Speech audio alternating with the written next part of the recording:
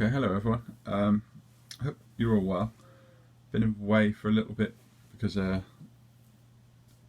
just insanely busy at work and family commitments, but had a bit of an update on a few painting projects I wanted to share from April. I finally managed to finish a few things off that have been sat around for a while. So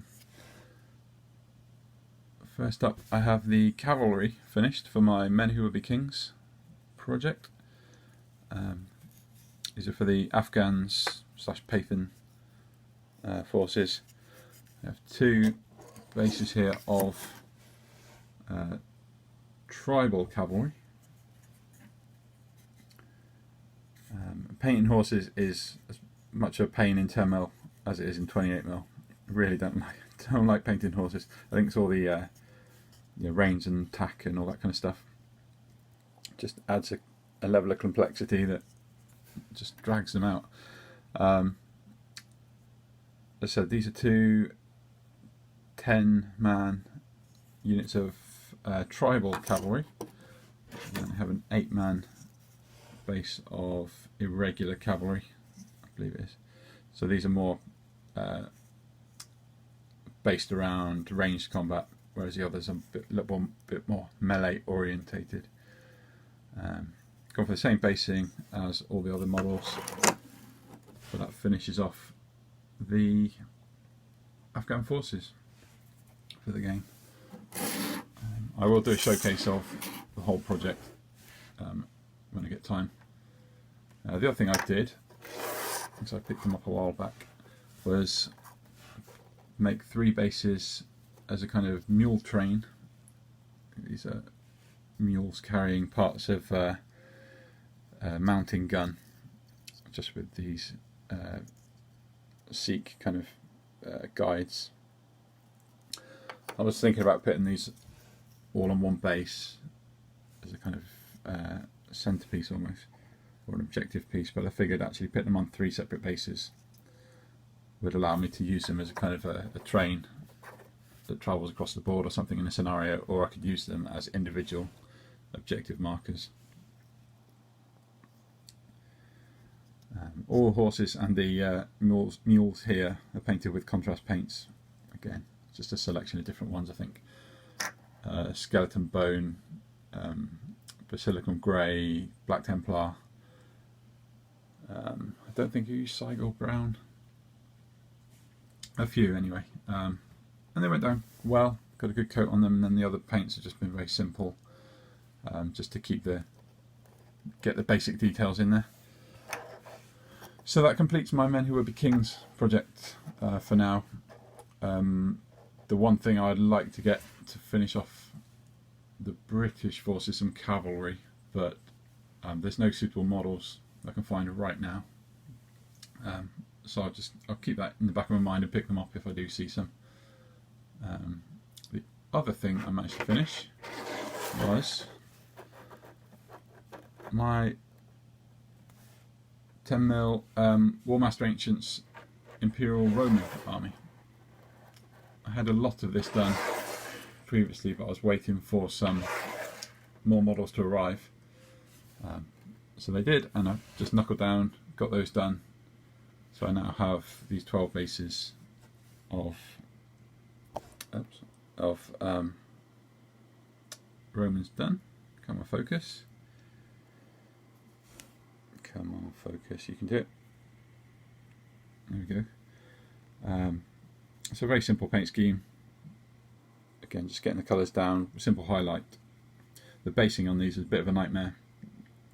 It's taught me a lot about trying to base up these kind of stands. But that's the 12 stands, so 4 units of Legion for the Romans. I also painted up the Scorpion.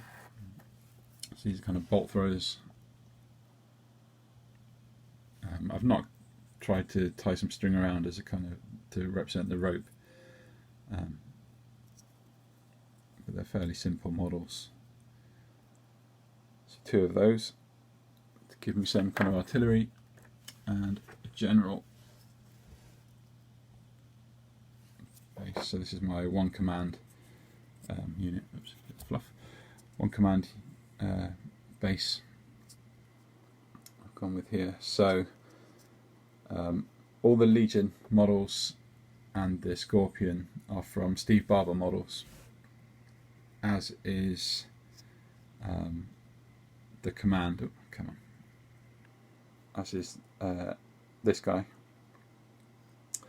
But this general is a tiny bit smaller. He looks a bit elderly and withered. Is from Pendraken, part of their range. I do have enough of these commanders to make two more. I think it's called legates, which are the sub-commander units. But for now, this represents a 500 point. There we go. A 500 point Warmaster Ancients force. So next up, I want to get the opposition finished for these, which are some barbarians, Germanic barbarians I'm going for. Don't know what's going on with the focus today, apologies for this. Just starting blocking those out, but the base requirement for that army is double the size of the Romans. So there's going to be 24 stands, each with at least 10 models on. I'm looking at actually maybe upping that to maybe 14, because they're slightly smaller and I want them to look a bit more horde-like, a bit more of a rabble. So 14 lots of 24. It's an awful lot, plus some skirmishers. You know, it's over 300 models. It's rather intimidating. I've got like a sixth of that laid out on my shelf here to start on, and yeah, even that's quite intimidating. So 6 lots of that. I'm going to try and break that down to manageable chunks, but I need to get the ball rolling on those, else I can just tell it's going to die a death before it gets anywhere. Yeah, so those projects are done and kind of ready to put to one side. The basing on these I'm just going to leave until the barbarians are done, so I can decide how I want to do them all together. I have a couple of other projects lined up, but I'm hesitant to dive too far in until I make some progress on these barbarians. But I've done some test pieces on one of those next projects, which are these, and they're in their own shadow, I'm afraid. But these are wood elves from Excellent Minis, based on the sculpts from Forest Dragon 3D, I believe. These are fantastic quality prints, fantastic quality plastic or resin they've used for them. And this is contrast paint. This is Warp Lightning green, which is normally a really super vibrant green, but it's on grey primer, and it's just gone down really nicely. I'm going to keep a simple paint scheme on these. These are going to be for, what's the game called? Fantastic Battles, which came from not Alternative Armies, what am I thinking of? Irregular Wars, which is slightly different to Warmaster, but along the same kind of vein. Interesting rule set from what I've read, and given I'm doing one Warmaster project already, I'd rather try something else with these fantasy ones. So they'll be up at some point. And one of the other units I've got here, which is just a fantastic sculpt, is this Forest Dragon itself. Again, this is just the contrast paint over the primer, but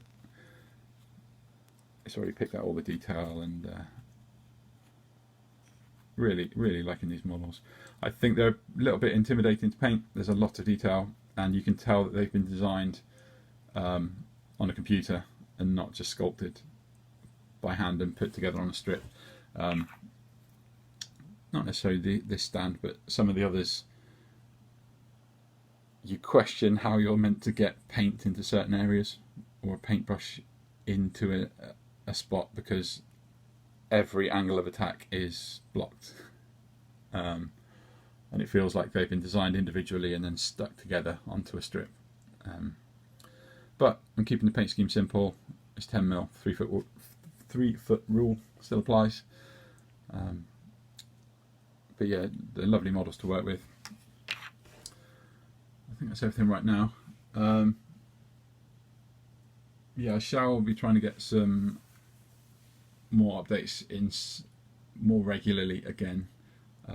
Not getting much free time to myself. I think this is the first time I've had the house free for about a month. But someone did ask in the comments whether I'm going to try and do some battle reports with the Men Who Will Be Kings models. I am, once I get some time and space to be able to set a table out and play a game again.